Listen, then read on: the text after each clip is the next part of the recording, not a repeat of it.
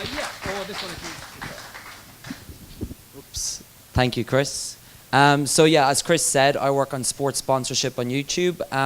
The team that I actually work on, we work on sponsorship in general, so not just sports. I actually just got back from the World Cup on Saturday.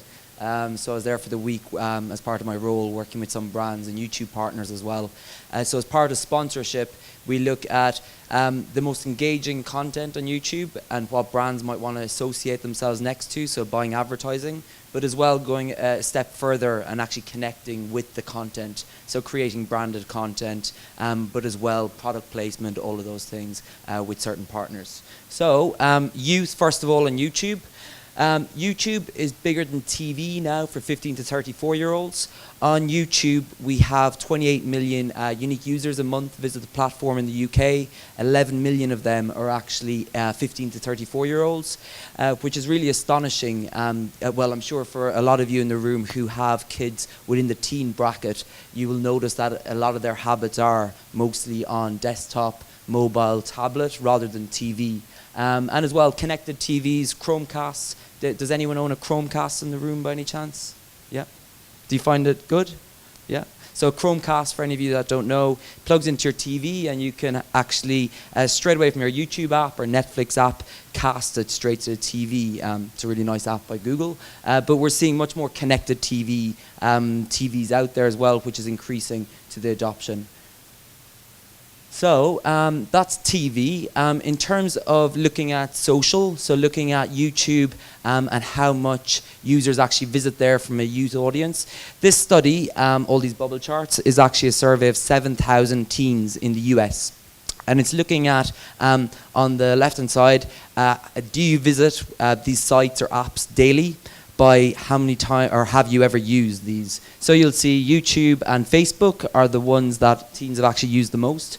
Contrary kind of to what a lot of people actually say, usage of teens on Facebook going down. Perhaps the amount of times they go there is going down, and overall, the likes of Instagram and Snapchat, Twitter gaining definitely. But what's surprising is YouTube, the fact that they've all used YouTube pretty much, but the fact they actually go there every day as well, which I'm sure for a lot of you in the room who are not teenagers, your habits are quite different to theirs, where you're not actually going to YouTube as a daily destination, which is kind of like, I guess for a lot of people in the room, like myself, Facebook actually is a daily destination, as well as YouTube for me. But for teens, it's a massive daily destination, with 60% of teens in the US visiting there regularly. We're seeing UK numbers getting to these numbers as well, but typically the US is maybe 1 or 2 years ahead in terms of usage and in habits on YouTube.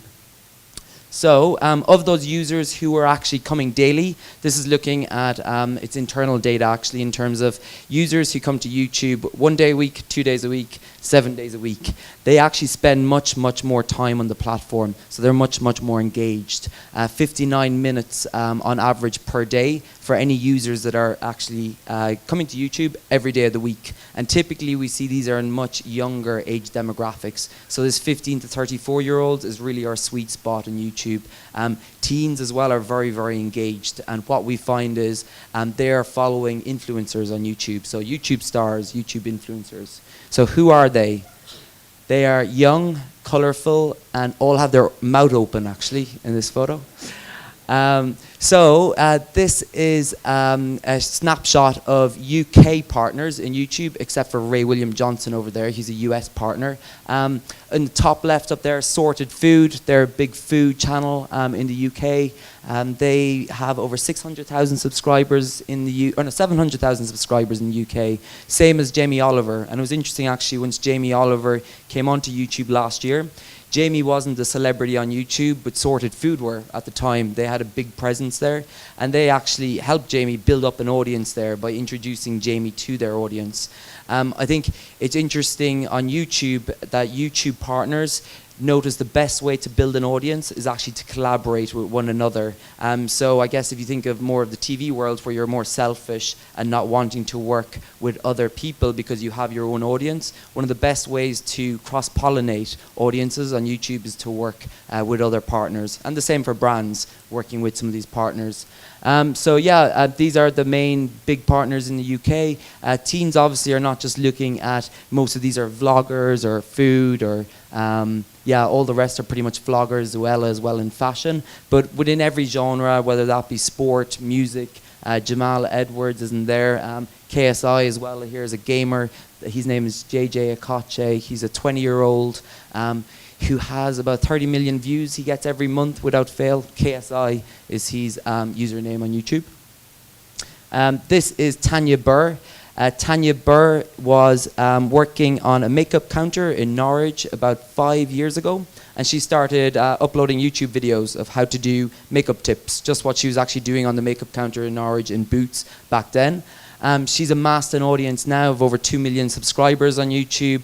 On other social platforms, she has big audiences as well. On Twitter, I just checked, she's 800,000 followers. Facebook as well, I'm sure, is quite high, as well as Instagram. But Tanya built up that audience over time. And like the previous slide with a lot of these creators, you might not recognize them because they're not broadly communicated or marketed in mass media.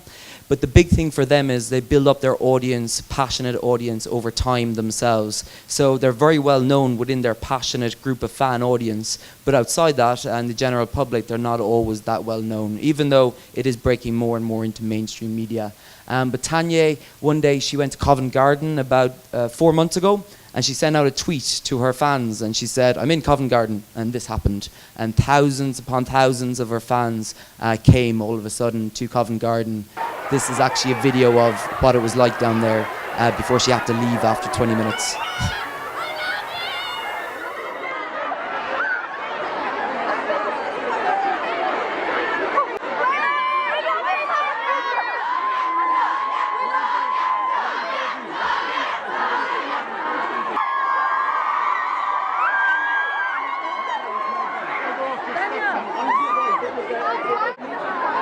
Don't push forward, don't push forward. Like Okay, we have to get out. you need to tell us what they're doing. Guys, step back, please. So you get the point. She had to leave soon after that because there was too many fans. But when we talk about these influencers, these are the influencers building up these big audiences. This is Zoella as well, who does a lot of hair tips, fashion advice. She's one of the biggest YouTubers in the UK. So she's over 5 million subscribers. She's 24 years old. She gets on average about 3.5 million views every week without fail. To her channel. So if you think about TV, Jonathan Ross last year was getting about 2.6 million views a show. So without fail, every week Zoella is getting that type of audience.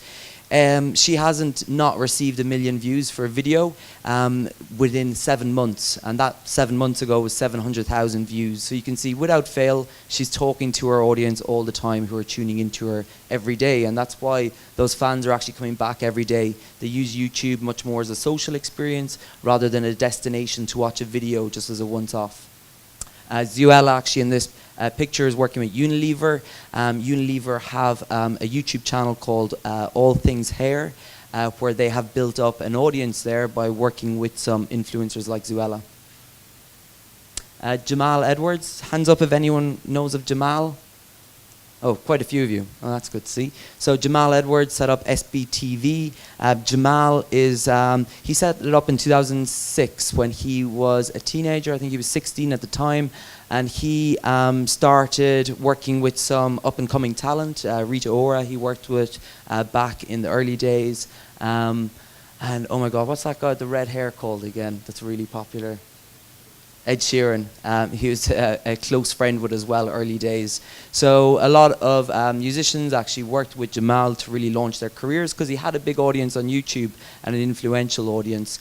Jamal, as of last year, was worth $10 million, and I think he's only 25, 26. So just amazing to see an influencer who started off on YouTube as a teenager, built up an audience, is now creating a music network as well on the platform. And this last one, if I can go back, is just to show you, a lot of people ask, I'm sure if I wasn't going to answer this question now, how open are these partners to working with brands? This video that I'm going to play you is an example of some of the best pieces of content that brands have produced on YouTube, but as well working with some partners, what they've actually produced. So I'll roll it now.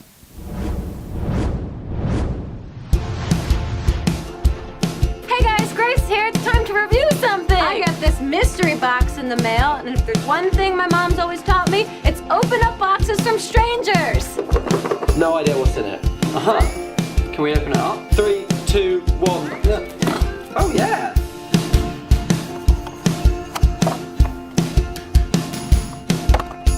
It's a box. It's a box. It's a box. Oh no.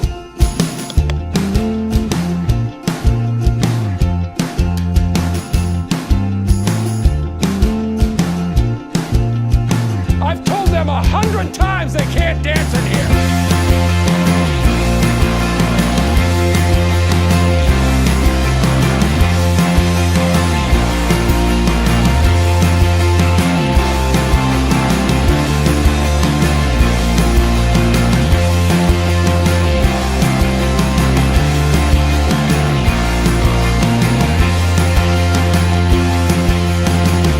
GE actually flew us all the way to New York, which is awesome. Can I just ask you, do you know the secret ingredient? This is the vintage Audrey Hepburn inspired look, and it wasn't too hard to do. They insist on using water bowls that are too narrow for their heads, which means they cannot drink in the civilized fashion. We're gonna drive forward, of course. No. Oh.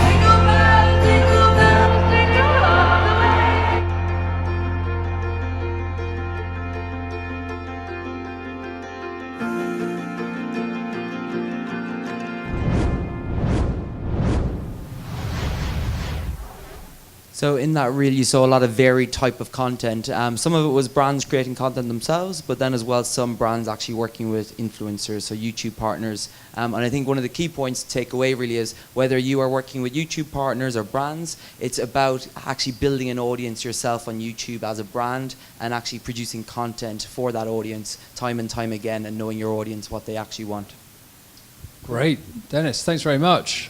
I mean, that was absolutely fascinating. Thank you. It's actually amazing to see the diversity of brands using YouTube, from GE to then Liam Perrins. I mean, it's just amazing. It's good to see Ron Burgundy in any circumstances, obviously.